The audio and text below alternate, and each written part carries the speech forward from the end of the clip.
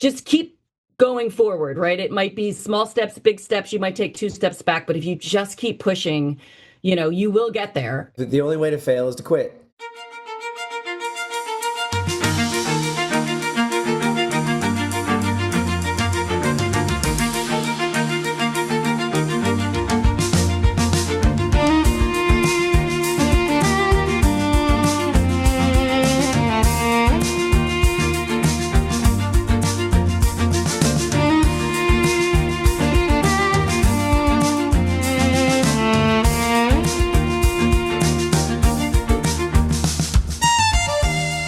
Well, welcome to At The Vanguard, Christine Negherbon and Joe Abraham. Hello. Power couple, right? So they say. So whoever they are, they say it often. So how are you? Good. Busy. Yeah. Busy? Yeah. Yeah. I think that's a theme in your life. There's a funny line. It's like, what is that?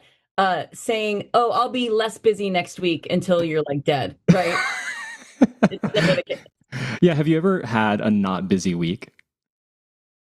A few. We are working toward achieving more of a steady balance, or at least a steady incremental. Hey, we're done now. Mm-hmm. Let's gap this time to be with the kids and to be with each other and to just kind of pause. Because I mean, it's very easy to just like the next thing, and I always tell people like that.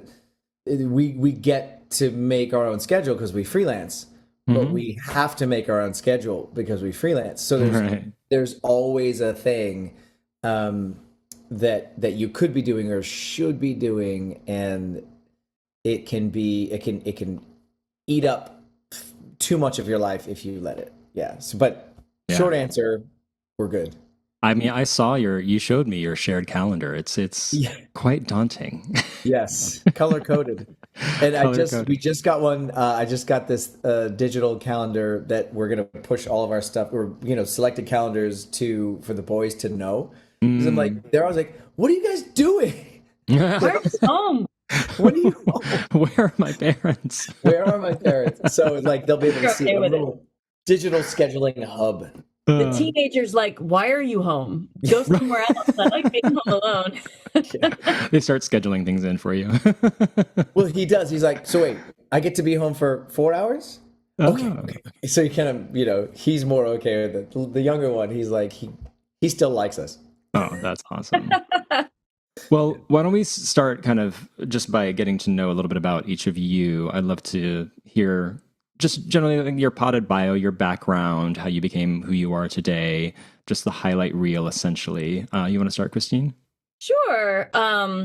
I started as an actor first. Like that was like all I ever wanted to do. Dancer, actor, I should say, dancer, singer, actor. Gosh, I keep changing it, but it's true.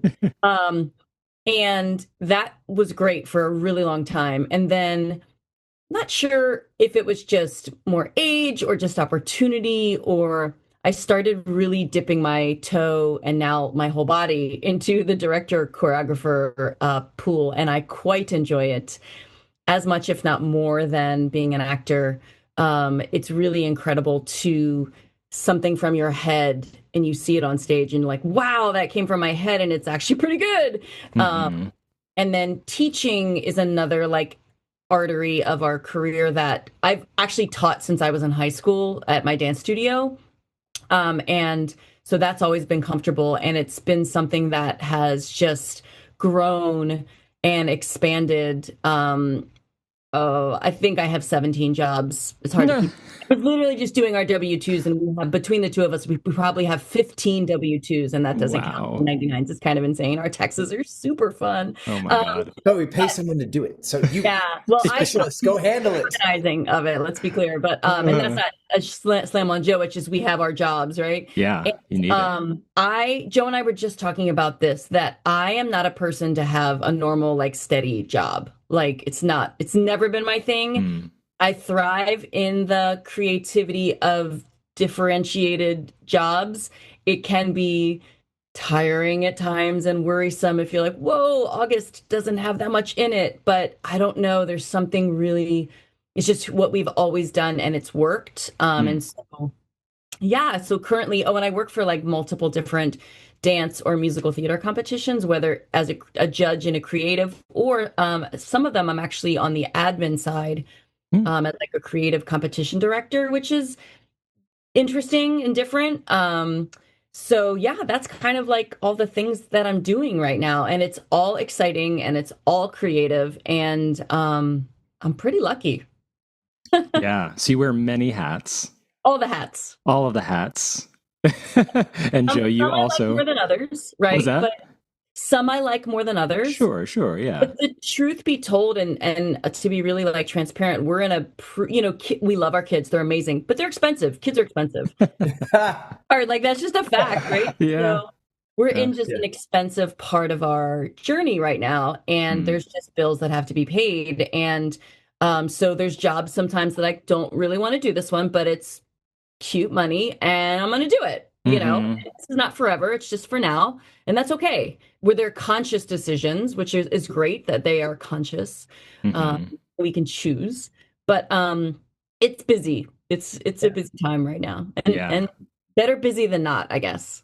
An amen to that. Yeah. Yeah. Well, Joe, what about all the hats you wear? Oh gosh, it is similar track. Started as an actor, performer, main focus, Penn State, musical theater degree, New York, all musical theater all the time. Hmm. And I always knew that I wanted to expand into television and film. I just didn't quite know how. And I was on the first national of Hairspray, and we stopped in LA for 7 weeks. I was like, oh, I want to do this at Hmm. some point. I didn't know when, but it was like, I like this town. I want to see what this does. And fast forward many years, the Shrek national tour, we had our first child, and we were on the road. We were totally just we were road warriors. Anywhere Hmm. the tour was is where we were. I was in the show. Christine was along with me, and because I wasn't going to separate us as a unit, so it was like, hey, can we do this? Yes, let's do it. So we packed up our stuff and in New York City, put it in storage, thinking we were going to go back, Yeah. thinking we were going to go back to and buy a place in Jersey and do the what's that neighborhood in Jersey where everybody lives? Orange, Orange, but there's a specific town. What's the I've town? never Maplewood. been to Jersey. Maplewood. Oh. Maplewood. We were going to do the house in Maplewood and that whole bit. But life kind of swung us out here, and there was a perfect opportunity to come out before we had like school and network and friends and activities. So we were like, Hmm. let's do it. And coming out here has been amazing to expand. LA, you mean? LA. Yes, yes. We are in LA.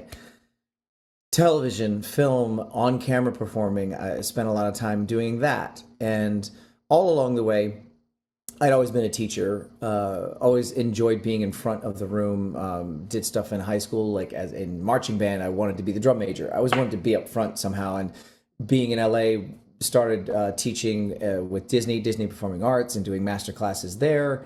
Hushin College came along and I became an adjunct professor, and it's just continually expand so that I've never taken, I think the problem is I don't want to take any hats off. Right. I just want to keep gotta stack wearing 'em more up. hats. They're just stacked up. So then it just becomes like I'm multi-interested and I'm indecisive. So I Yeah. can't like this is my one thing. Mhm. So teaching, coaching, performing, now writing, Mhm. gotten into creating some shows both on stage and for the camera as well. So and being dad and being husband, it's all like a really really cool dance. And juggling. I purposefully keep it fun because it could very easily become overwhelming. Not that it doesn't Sure. have moments of that, but it's like this is the game we're playing. Let's Yeah. play the game. Yeah. I mean, that seems to be a kind of the standard now is that artists, performing artists particularly, are generally multi-hyphenates. That's kind of the expectation. You know, it's I would be surprised to meet someone who's like, I do this one thing, you know, Yeah, like I that's think my career. Yeah, I think the days of like, a lot of the older, I would say A-lister movie stars that like that's their one that's what they did. Mhm. They worked their survival work and then they got their break and then they did that. I don't think that that's the landscape anymore because there is so much opportunity and with opportunity comes the responsibility to make that thing happen. So yeah, I think multi-hyphenates are definitely more the norm. Yeah. Before we leave your background, do you each of you have a favorite memory, like career performance memory? Go ahead, babe. Performing, I've played Maria in The Sound of Music, and I love playing people who actually existed in history because I read all her biography and all of that stuff. And then creative wise, I got to do recently Spring Awakening at Cal State Fullerton, and that it's not often in LA theater, anyways, that you get to create a production from the ground up, like literally build the set from your mind, working with the designer, because you generally rent something or a package or something, and so I got to work with the students there, especially the Directing, right? Yeah, directing it. Okay. I got to work with the master's program students there, designers, and from like our brains to the stage. And it was the most collaborative, beautiful process I've been a part of ever. And I saw the show, and it was awesome. And I'm not just saying that. Yeah, it was pretty great. It was a great it's show. One of my favorite I'm not shows. a lover of Spring Awakening. Like I wasn't. I guess I should say this. I wasn't. We saw the Broadway together. I was like, okay, I get it. But then I saw this. I'm like, oh, now I get it. So it was a really great production. Well, it goes to show like how much a director can influence the presentation of a piece, you know, like the writing may be strong, but in the hands of a good or bad director, it's really going to change how the audience perceives it. Yeah, and it wasn't that the Broadway wasn't great. If for some reason, I think we're a generation older than that generation. Like Rent was our show that we were like, oh, Spring Awakening was the next generation's Rent, and it just didn't speak to us. But then when I dug into the material, I was like, oh, this is brilliant. Like those lyrics. I was like, oh, I don't think I knew what I didn't know at the time, truly. So there's that too. So it was pretty fantastic to dig in. Yeah. Wow. And one of the things she did is that instead of having the convention of everyone when they sing, they go on the microphone, the handheld mic. It was integrated into the storytelling. The lights change and things would kind of go into that other place, but there wasn't this all of a sudden a completely different convention. Right. And I didn't realize how much, again, the direction of that convention of just doing that. I was like, it kept pushing me away from getting into what these people were going through. So I could never really connect because the mic kept getting in the way. And when in this production, I just really got it because of that. So yes, to your point, a director's vision and having a concept that, there's 31 flavors of ice cream. I'm sure people loved that because it was new at the time. It's like, oh, that's amazing. For me, it was a distancing point, but yeah. Wow. That's me just patting you on the back, babe. Thank you. What about you, Joe? Favorite memory? I have. Gosh, one of my favorites. I've been lucky. I've been really lucky. My first show on Broadway was Hairspray. Being on Broadway, having my Broadway debut in a show that I loved, which was Hairspray. I'd done the tour, but then I got moved into the Broadway company. That was a highlight. Another highlight was when I went on for my first lead in Little Mermaid. I went on for Scuttle. So bowing by myself. That is a highlight. Like, oh my God, I'm doing this thing and there's no one. Tonight I was their guy, as the understudy. So that was just like, wow. First time walking on a A-list set as a co-star. I had a nice little part on the show called Touch. It was a Kiefer Sutherland show. And I was like, I'm here, I did it. I'm winning. And then the last one, again, lucky that I did this really awesome film. It was a fantasy genre film. It was like Lord of the Rings and Dungeons and Dragons. And I got to play this dwarven character who had heavy makeup and some prosthetics and ears and a wig. And it was such a cool transformation that I got to, and that I was on set day in and day out making the film. And it was such an amazing crew and cast. And I loved that experience. So those are some of the highlights for sure. Yeah. And you're both still like actively working, right? Like in industries. Yeah. Yes. Wow. Because there's really, and there's not that, what else am I going to do? Can I do all? Yeah, sure. I could go be in an office and do a thing. And sometimes having been a child of normies, of normal parents that don't do this, Yeah. sometimes I find myself craving that simplicity. We grew up in the country of Pennsylvania, like, you know, in the very rural part of Pennsylvania. So I have a calling to that, but I'm like, that's not what I do. Mm-hmm. So I don't. It is, the cliche is true. It chose me. It chose her, and like this is it. And we're rolling with it. Yeah. Can Yeah. we talk about the thriving artists? Yes. Look at Bum, bum, bum. that. You've got it right Hey, there. on cue. So did this start as the book? Because I know it's expanded beyond just a book, right? Yeah. But did it start as a Um, book?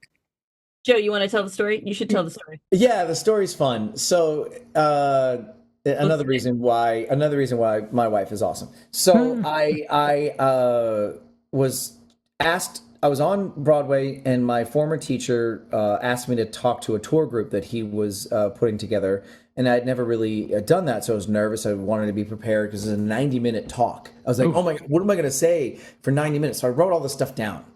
About all these different things about the industry, and because that's what he was saying it was going to be about, an industry talk back, and went and did the talk back, and I got to like this much that I had written. Wow. You know, it was just the conversation just stayed, and you know there was so much that I could. They were asking great questions, and anyway, I just didn't get to everything that I had written down. I was like, came home, and I was like, babe, I was like, I had so much to say. I feel like I need to write a book. And she's like, do it. I was like, okay, Another hat. here we go. Yeah, author. So we wrote. It took us over the course of like 6 years of picking up and putting it down and picking up and putting it down and realizing we weren't writers, we were speakers. So one of our mentors, she gave us this great advice. She's like, just talk and record it. Give your talk to an audience member who's listening and asking questions, and then have it transcribed. And that's what we did. So we transcribed it, and then the process of cleaning it up, and then we got an editor, and we were moving all the different Tetris pieces, into different spots to make it into that. So it's a really great. We are extremely proud of it, and it's been such a cool thing, and So that's the story, but it has grown into other things, workshops and master classes, and an online program, and different colleges have used it as a textbook for their business of the business classes.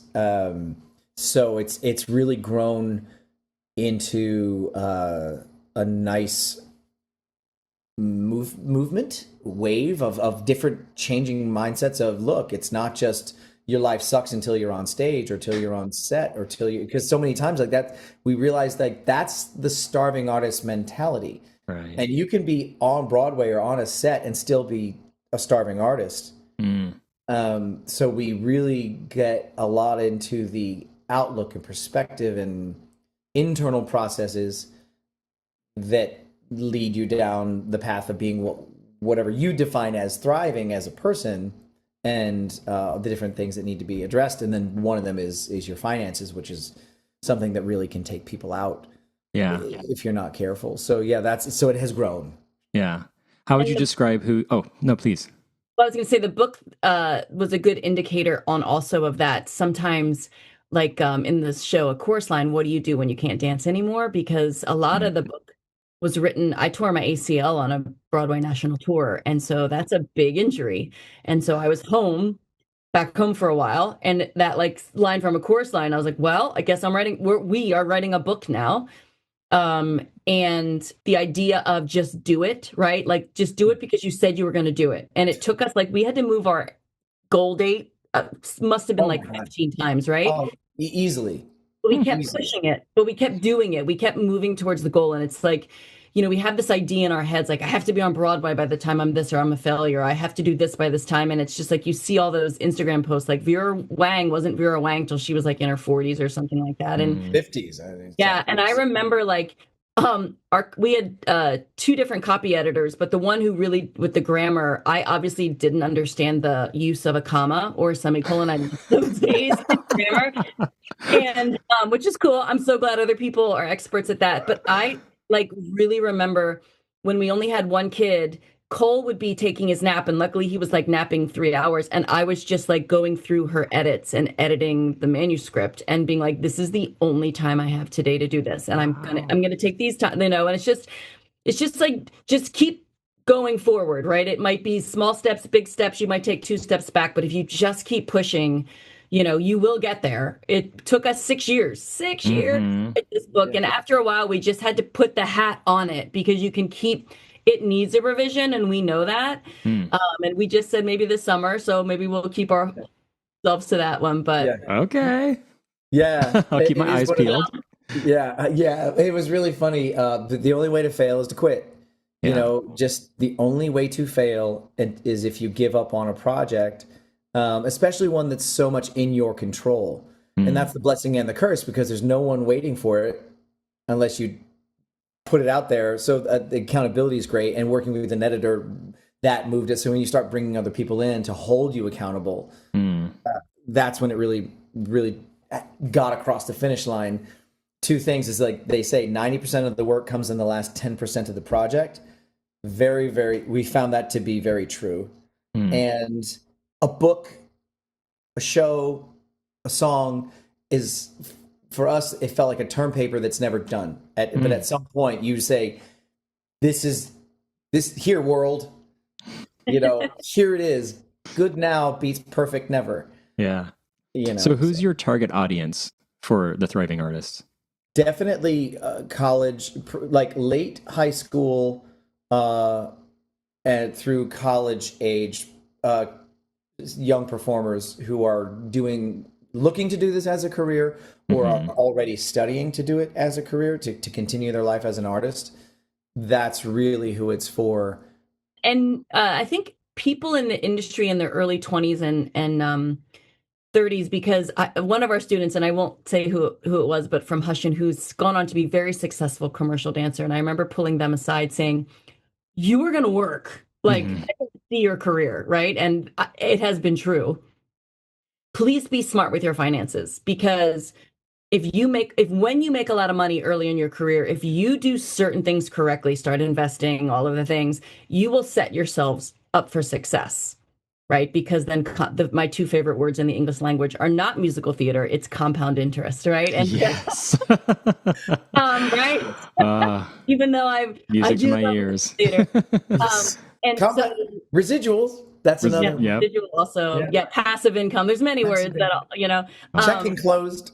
But it's doing the small things early, yes, right? Or not making big mistakes early that you can't dig out of, that are very challenging to get out of. So yeah, like high school, college, and then those early years. But I just had a friend who's in their 50s just buy it. And she's like, I didn't know any of this stuff. So it's funny, like we think that age, but then I just got feedback from someone who's been in this industry for a very long time who's like, I'm so glad I'm reading your book. Yeah. That's great. Yeah. I love the effect it's had. There's been a couple of people that have said like, oh my gosh, this helped me. Like I'm now investing in a Roth IRA because of what we, went over in the book because I used it in class and that student has now gone on and like he's trading and he's doing all kinds of cool, like he's in it. He's got two hands on the wheel of his financial life. And it's funny because he just has so much, he's so empowered and it's so cool to see him feel that ownership and not be like, I don't know how this is going. And he's lost, not that he ever had, that desperation, which is what permeates so many freelance artists' lives, unfortunately. So it was very much an antidote to that. It was our answer to that problem, our solution to that problem. Yeah. Well, speaking of that, like college age, right? You're both college professors and you teach beyond that, right? You teach privately and, workshops and whatnot. So what would you say the best and worst parts of being a teacher are? Best is in the room. Yeah. I mean, in the room, God, like there's just magic that happens in that space. So that is clearly the best. And when you get engaged, and it's actually regardless of talent, it's regardless of skill level. When you get students that are engaged and willing to learn and working hard and putting in the work outside of class and coming in ready to rock and roll and doing their best and working at their capacity, that's magic. The bad part for me, admin, grading, I feel that. oh, right, the rubric. I gotta put the rubric. What are things like that? I just like that's the where I get stumped. I trip on that part of it, and sometimes I understand HR and rules. Yeah. I don't always like them. So that's where I'm like, I'll get bummed. I'm like, okay, I get it. We have to do X, Y, and Z. So yeah, but the magic is in the room. Yeah, no, I agree with that. There's definitely a lot of red tape and bureaucracy, once you get into the institutional side of education. Yeah. That slays me. I'm like, you don't know it, but you're in the way. Yeah. Yeah. Yeah. What about you, Christine? I would say I've had the opportunity to either hire former students and or get them hired by other people by recommending them, and that is always super fun. And to that point, the bad side of it is the self-sabotage of students, and they don't realize. You're like, you don't say that, don't do that, oh god, like you're just, and because this industry is so small and a lot of that stuff matters, and it's going to affect their ability to get hired or whatever, or I'm just not going to hire them because I know too much. And unfortunately, you haven't proven me otherwise, right? Like, I understand immaturity and you can grow and all those things. And there's nothing more I love than to see a student who has learned, right, and come on the other side of it. But when they don't do that, that's really hard to watch, because it's like you can lead a horse to water, but so. Yeah, you've both been teaching for a while, right? Okay. Mm-hmm. So what changes have you noticed in students from the time when you started teaching to now? You just categorically? Yeah, just students in general, kind of seeing them in aggregate. From the time that you started to teach to now, have you seen any changes? Just kind of almost like generationally, Doesn't every generation think they're the best generation? I'm Gen X, and I'm like, we're totally the best generation. Like, yes, we drank out of hoses, we were left alone, right? Like wayward children, just latchkey. And so, of course, I think like, oh my God, no one's ever worked as hard as us and all that stuff. And that's not true. You can think that, but it's not true.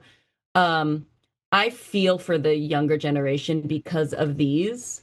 I feel like they have been stilted and stunted in their ability to just be and to make mistakes, big ones, and without the worry of it being recorded or that there's, I don't know, like we just could make mistakes, and they can too, but I feel like they can't. And there's a paralysis there. Yeah. I think that's the biggest thing. And it's not, I don't know how to fix it.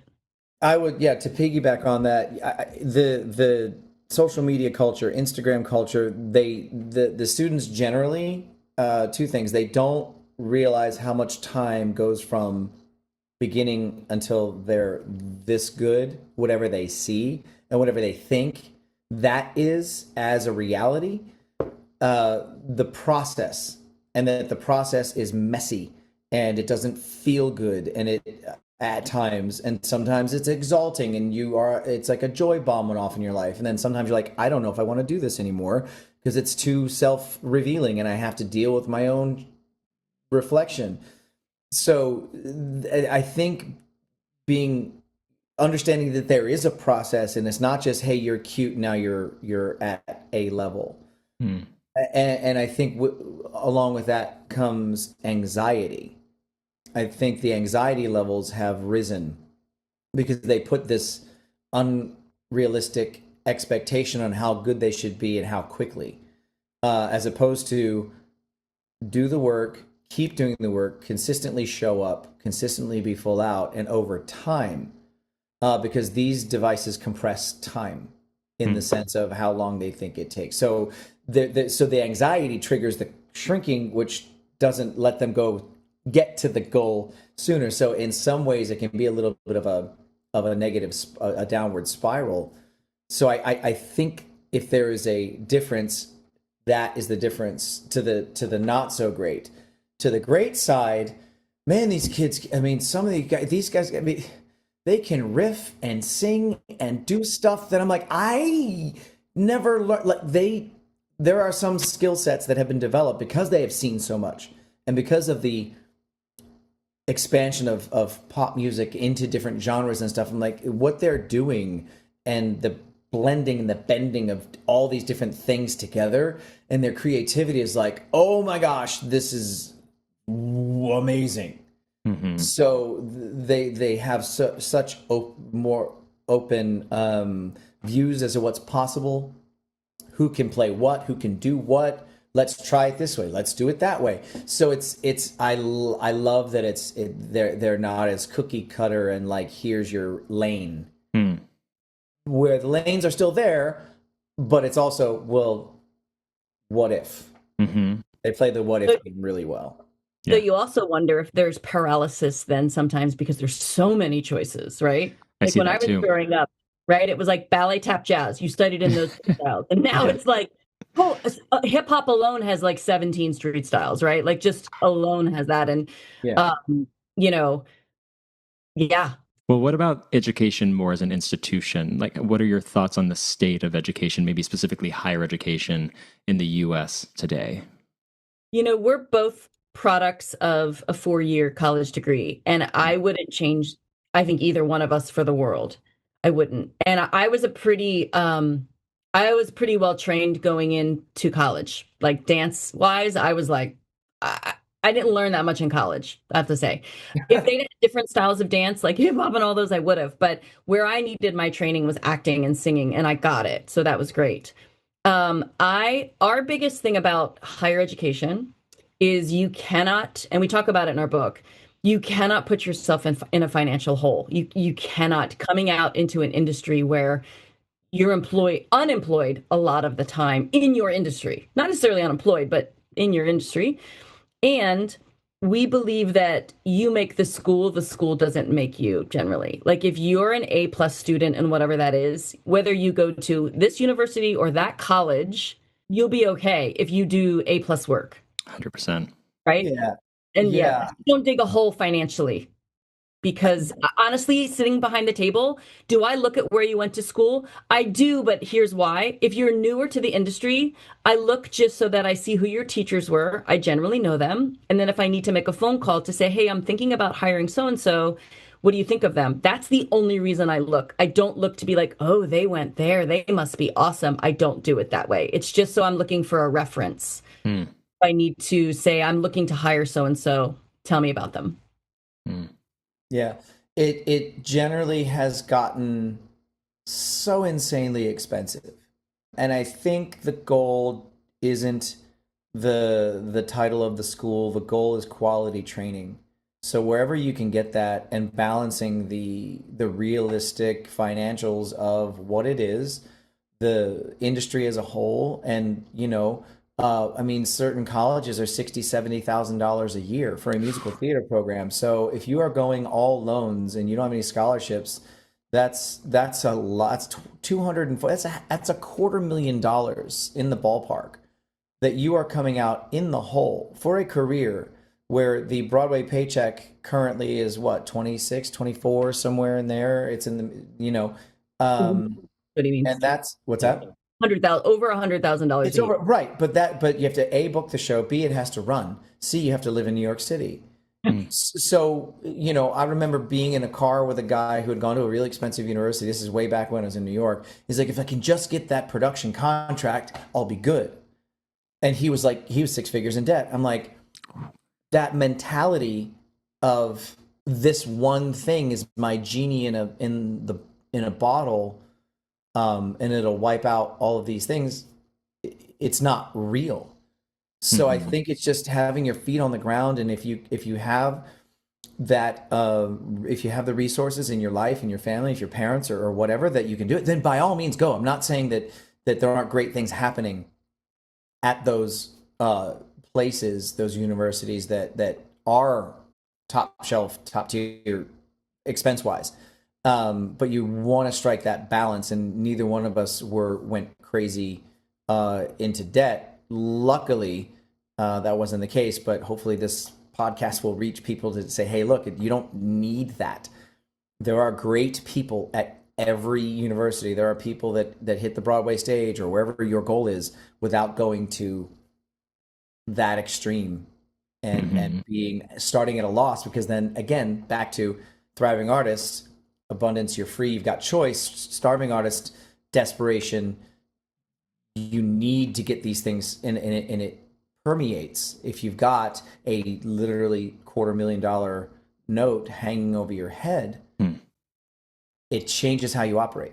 It just does. Well, how old are your kids? 16 and soon to be 12. And we're thinking about our older son's a sophomore in high school, and again, we started a 529 when he was young, and it's robust. It's in a good shape, but there are certain schools that if he chooses a 4-year degree, we don't know what that looks like at this point. We're like, debt is off the table. So these are your options, right? So, wow. So you're encouraging them to go to college.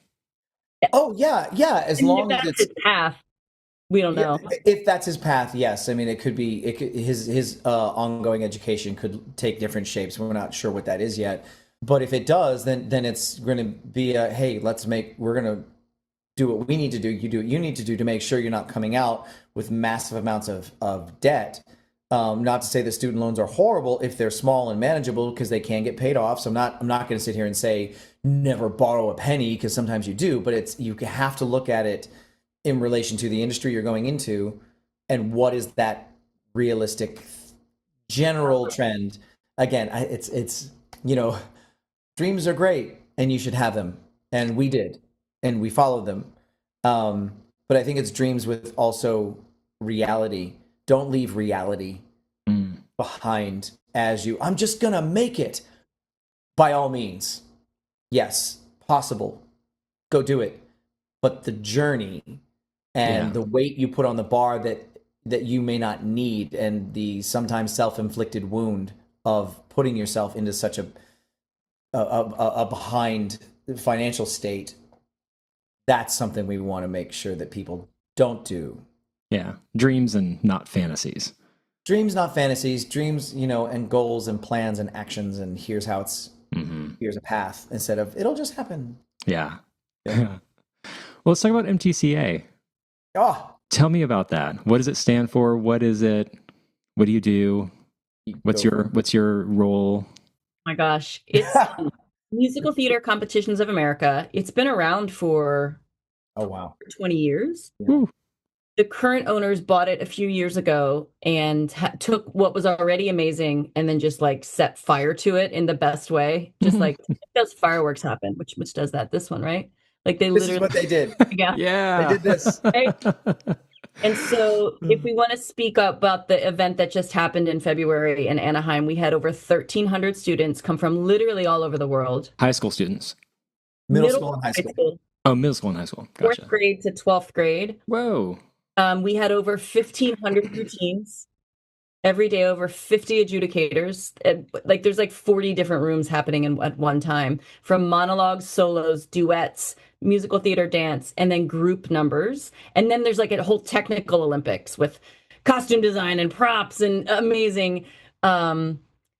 It's a 4-day festival, the 4th day being the conclusion at Knott's Berry Farm at their theater, and then they all get to go play in the park. But awards, everybody gets, all the awards are handed out. And this year had the highest scores we've ever had. And we had the first ever tie in a monologue category because they both got 100, like a perfect score. That has never happened. And so Joe and I have been part of it for 10 years, but we're both associative creative directors, so we really get to have a say in kind of the real fun creative stuff, and some of the opening numbers and closing numbers, and maybe some of the Broadway talent that gets brought in. And we are student education focused. So yes, it is a competition, and yes, there are winners, but the best part about MTCA is that after the student performs, whether it's a monologue or a group, they get a workshop session, like basically 12 to 15, well, it's usually about 10 to 12 minutes, depending on how long that routine is, to work with the judges. Mm. And year after year after year, we hear from them that that is their favorite part of the, just that time to work in the room, just to like, you know, push around the monologue or the dance and just play and see like, what if we did this? Or, you're amazing. Let's make it more amazinger. That's not even a word. It is because you said so. Yeah, it's such an energetic supernova of what comes at us and what we put out. It's just the best and only and biggest educational music theater conference in the world. There is nothing that is as much education and student focused as this one, along with the competition aspect.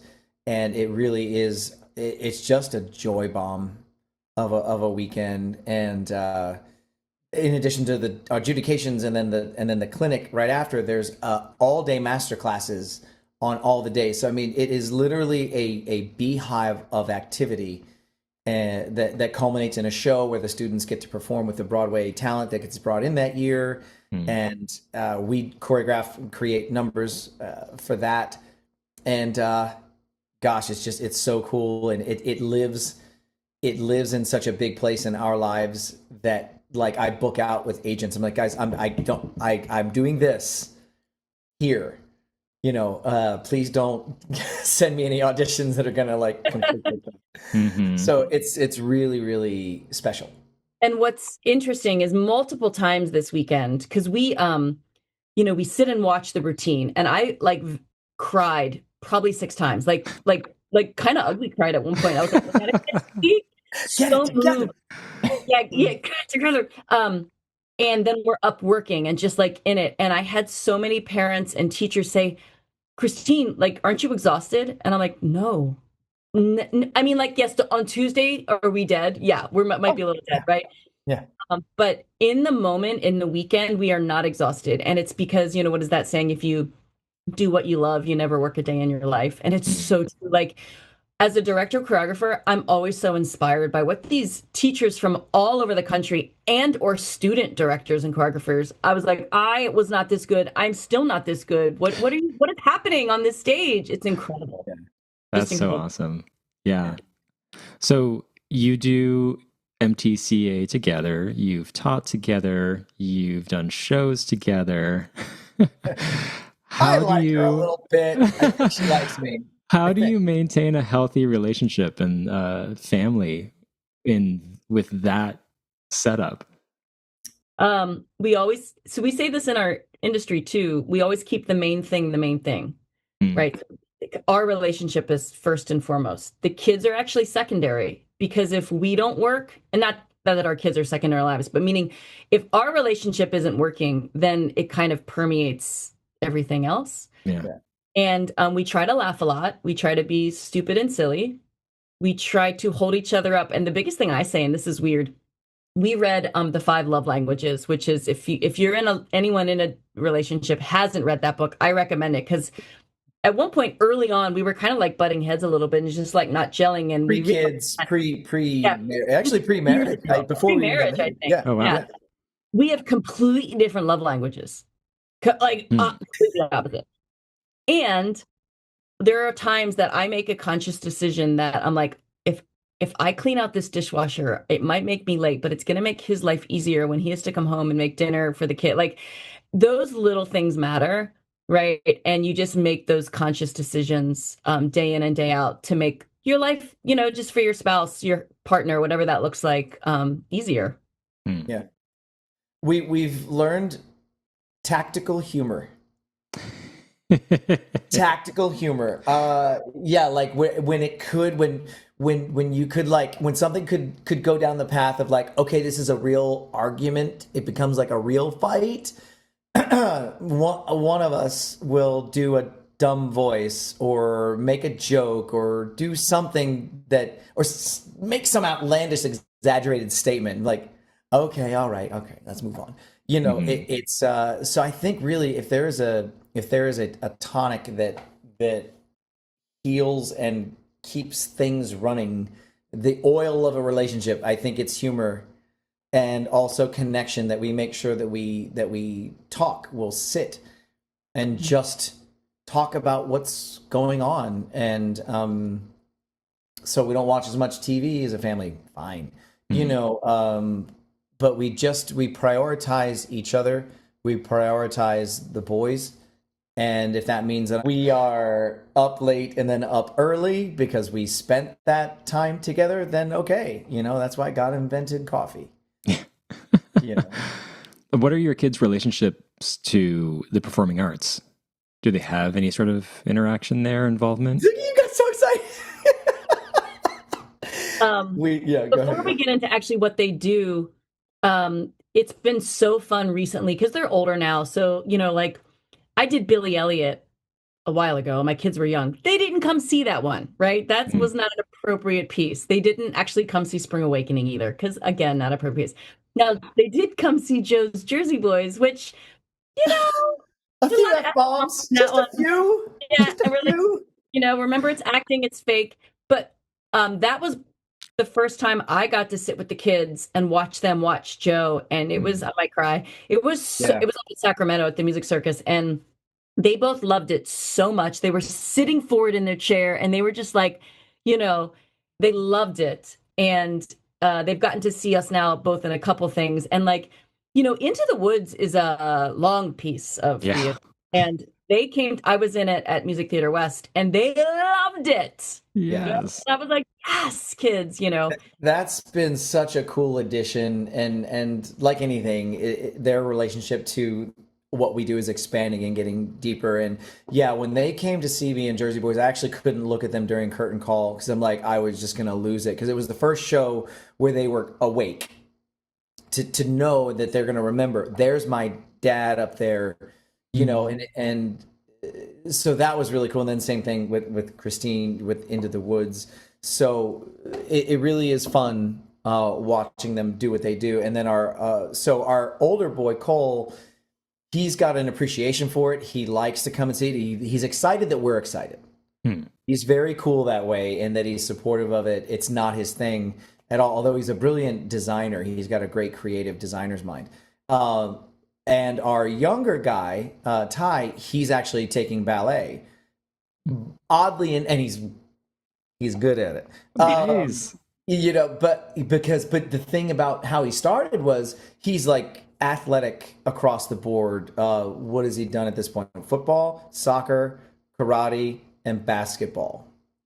Those are the athletic different things that he's gotten into. Baseball for a hot second. And we were saying, you know, hey buddy, you know, a lot of football players and athletes, that they'll take ballet, and mom does it and dad does it, so it's a really great thing that'll help you with your sports. Like, okay. So, and he's doing really well, and he digs it, and he's got a couple other buddies that he does it with, other guys that are in the class with him. So it's been this cool thing. That's amazing. That's we'll see where it goes. You never know. And he can sing, although he doesn't know he can sing. Well, I told him. So Chris, like, I'm driving in the car, and you know, as a music teacher, music director, and he was like singing lead vocal, and I was like, oh, guy's on pitch. He's on pitch. And then he switched to the background vocals, and I'm like, okay. And then he'll hum just like the sax line, and I'm like, oh my god. Yeah, he hears depth. He hears depth of voice. Yeah, and I'm trying to be totally chill while I'm driving. My heart's like, oh my god. Yeah, the voice is the instrumentation. He's keying in on different things, and I'm same. I'm sitting there listening to him, like, okay, kid, go get it. You know, amazing. Trying not to freak out and make him self-conscious about it. I got to take them to the Hollywood Bowl to see Dudamel conduct the LA Phil playing the Marvel like cinematic universe, and they lost their minds, because it was ridiculously well done, but just to hear that orchestra live, and that was like a highlight to their education in live performance. Wow. Well, let's finish off with the future.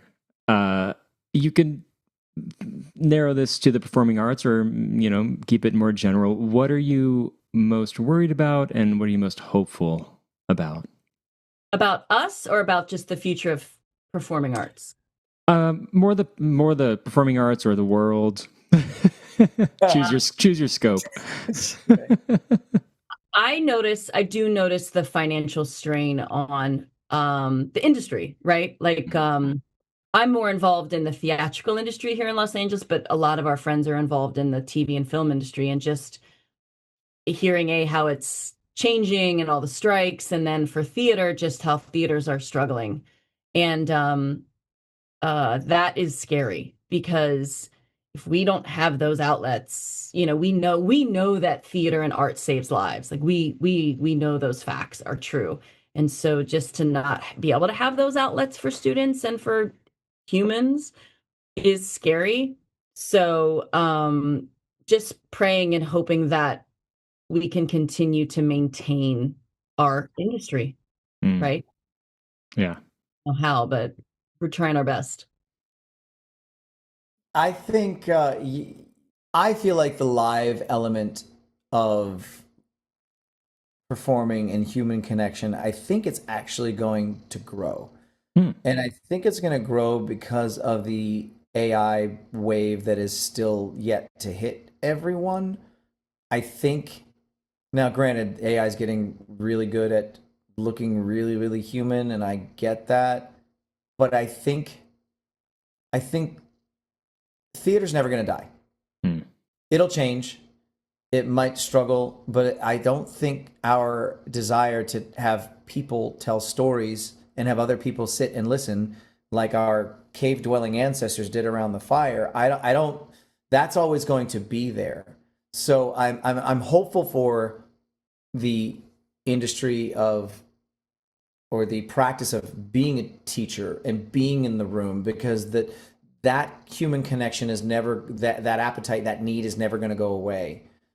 So I, in a lot of ways, and I love to teach. So it's like, great, if this isn't happening, like, if the on-camera life that we came here for is not happening as much, okay, I can go over here. And, speaking just selfishly, but as an industry, I do think that the live entertainment is going to always be there. And I think the AI stuff, I think it's going to be like, my analogy is that AI to I guess a lot of industries, I guess the problem is that it's happening so much for so many industries, is that it's like the tractor was to farming, right? One thing can do the work of 20 people. So now you got one person on a tractor, and those 20 people are now out of a job. And that's fine if it's not fine. It's how things go, but in a limited capacity, okay. Yeah. But if it's so across the board on so many different things, that's where everybody's like, oh, and I don't know where that's going to end up. But I don't know if it's naive of me or stubbornly optimistic, but I think it's going to work out as long as we're willing to keep doing what we do and finding different avenues to do it. I think it's going to land okay. Yeah. Yeah, Well, I think so too. Yeah. And what I can say to that, because we work a lot with young people, whether it be at these competitions or a lot of different summer camps that we're involved in, are expanding. So the young people are hungry for it. And even if those people don't go into the industry, they are going to be lifelong lovers of the art. So patrons or consumers of some way, because most of the competitions that I'm part of, we're sold out and then waiting list and that wasn't always the case.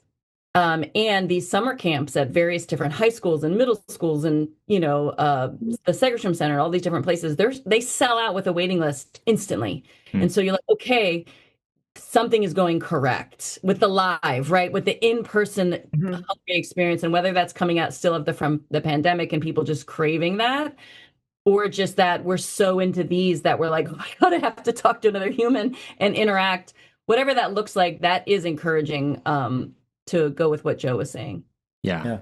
The next 10 years will be very interesting to watch and participate in.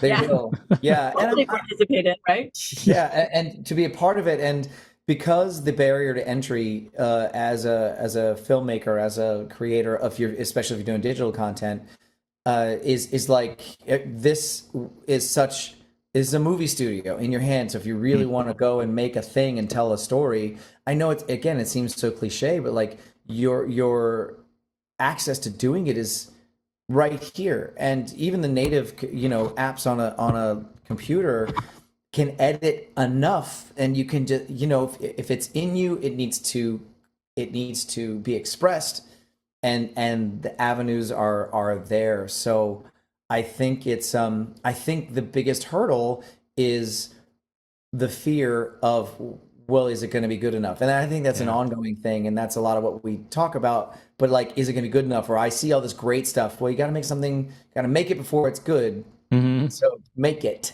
and then you can get good. And just making sure that process continues. And you're talking to a recovering perfectionist, so it's like, it's a dance that I have as well. So, but I think it's all good. Yeah. It's good.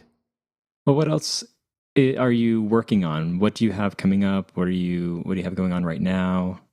So MTCA has an offshoot called MTC, and it's a musical theater triple threat competition. So it's based more of a dance competition in its how it runs, but it's still all musical theater performances plus dance. And we have our first East Coast event coming up next month, which is exciting.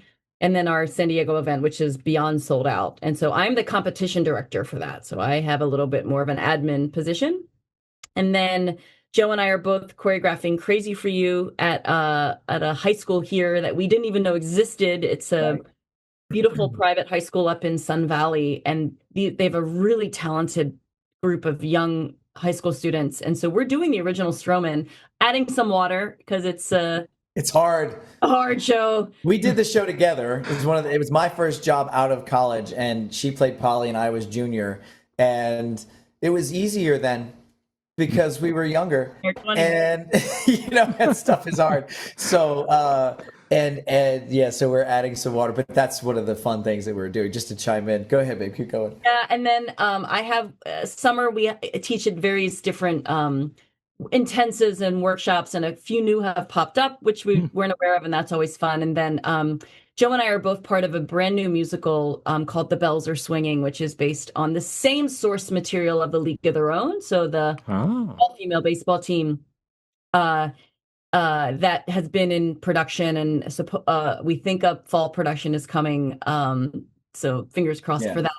Nice. And then I am directing and choreographing Frozen here in Los Angeles next spring at Palos Verdes. And so that I love working at that theater because again, it's like creative carte blanche a little bit. And I just love working there because I just get to create. And so that's a fun project that I will start when you direct a show, it's a year process. It takes a year to dig in and just know where you want to go with everything and set design and costume and all the stuff. So that will start soon. But it's my favorite sort of digging, What about you, Joe? On my end, there are some summer shows that I've auditioned for that I don't know about yet. So that's the performing hat, the writing hat. We've got a play that I wrote with my writing partner. We're approaching publishers to get that out. There are a couple TV shows that we're pitching. We're working with a company that has a line of distribution through NBC Universal and Disney and Hulu. So there's that's going. What else? Teaching at the college level, coaching, choreographing. I'm dipping my toe into more things that way. I really it scares me. It scares me, but I do have fun with it after I get through that eye of the needle. That it's my needle and it's my it's the whole process of growth there. So choreographing for different things that are coming along. One of them being that show with Christine and dadding and just just keeping all the plates spinning. Yeah. And we want to travel. We're really traveling. Travel more with the kids while they like us. And I think they're always going to like us, but yeah. So much fun to take them to new places and see it through their eyes. So that's a goal of ours. So we just did Vegas over the break and it had a blast, just a couple days, but the kids the Bellagio fountains, they're like, whoa, like, all of that. Like we took them to see a Cirque show and then like going to restaurants and stuff like that. So, our fun budget gets put into that. We save up, and then we go do a thing. And it really is special to go and do new stuff and to see it through their eyes. It's one of the joys we had. And really the aha moment was when we took them down to Disney World. As a Disney employee, we both, they've been going to Disneyland since they could remember. Going to Disney World, where it's familiar yet bigger and different, and then watching them go wow, and having the wow factor. You get addicted to trying to create places and opportunities where that's the outcome. Like, wow, it doesn't matter what it is. Yeah. Right. So that's really, really fun. That has been a more conscious, hey, we're going to go do this. Is now we kind of have a list going. Yeah. Of like, here's the places we want to hit. Here's this cruise line. We're going to go to Ireland, where that's on the list of some, like, we got to find a date and like, okay, we're going to save up. We're going to go to Ireland. Get your bucket list. It's a bucket list. Yeah, it's totally bucket list. Ireland and England and all those places. So yeah, those are all the things that are coming. Is that a short, that's plenty. Long enough list? Yeah. Wow. Yeah. Well, where can people find you online if you want to be found online, like, or any of the projects that you do, like MTCA, Thriving Artist? Instagram is go ahead. There you go. Yeah. Well, thethrivingArtists.com. That is where you'll find stuff that's there in the book and different programs that we have there, if anyone's interested in learning more about that. And for me, it's website joeabrahamofficial.com, Instagram joe.abraham on Instagram. And those are the places where you can find me. Okay. I am the worst online, admittedly so. I don't know how I work as much as I do, but I think it's because other people my age who also stink at being online just pick up the phone. Yeah. Not good for that. But I do have an Instagram account. I do try to just post like, hey, this is what I'm doing. I try to be good about that. MTCofa.com is the MTCA official website. And then MTCTripleThreat.com is that. For the MTC competition, that's the two separate. But the MTC of A is the one. If you're a musical theater nerd like us, that if I'd have had that when I was younger, just mind blown. So we sell out. It's almost sold out already for 2027. Wow. I know it sells out by the time registrations open. It basically closes. So get in soon. Yeah, but MTC will have more space. That one has a little more space. And then the IG, you want to give me your IG or no? I knew it. I would. I'm the worst. I don't know. You really don't know it? I think it's NYC Negs. I think it is too. We're going to find out right now. I'm living my truth. Find out right now. You need a social media manager. I do. And I have a website, ChristinaNegherbon.com. I don't know what's on it. Honestly, don't you're so much better at this. I do need a person. Somebody be that person. Yes. Your Instagram is NYC, like New York City, and then Negs, Negs, like the first few letters of your last name, your maiden last name. So yeah. So there you go. NYC Negs on Instagram and ChristineNegherbon.com. You can still do it even. So I think the point of that is if you just do good work. Tom Hanks said this: show up on time, be prepared, and a head full of ideas. Didn't mention anything about a social media account. So, do those. He probably doesn't have one. I think he used to, but that's just one. It's one of the. It's in the book. See, we talk about marketing and so. But that's where you can find us. That's where we're at. Awesome. And thanks for having us on. Yeah, this is awesome. Thank you so much. Cheers to everyone. Sweet.